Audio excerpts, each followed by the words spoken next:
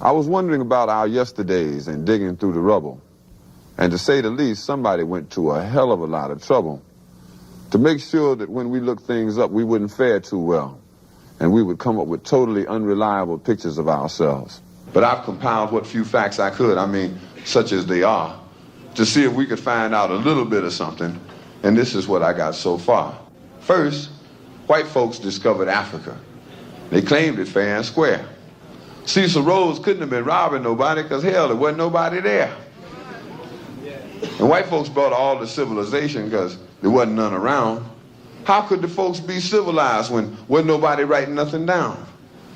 And just to prove all of their suspicions, well, didn't take too long. They found out that there were whole tribes of people in plain sight running around with no clothes on. That's right. The men, the women, the young, and the old righteous folks covered their eyes. And no time was spent considering the environment. Hell no, this just wasn't civilized. And another piece of information they had, or at least this is what we were taught, is that unlike the civilized people of Europe, these tribal units actually fought. And yes, there was some crude implements, and yes, there was primitive art, and yes, they were masters of hunting and fishing, and courtesy came from the heart. And yes, there was love and medicine, religion, intertribal communication by drum, but no paper, no pencils, and no other utensils, and hell, these folks never even heard of a gun. And this is why the colonies came, to stabilize the land, because the dark continent had copper and gold, and the discoverers had themselves a plan.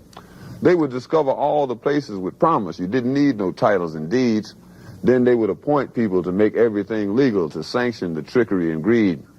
And back in the jungle, when the natives got restless, they would call it guerrilla attack. And they would never describe that the folks finally got wise and decided that they would fight back. And still, we are victims of word games. Semantics is always a bitch.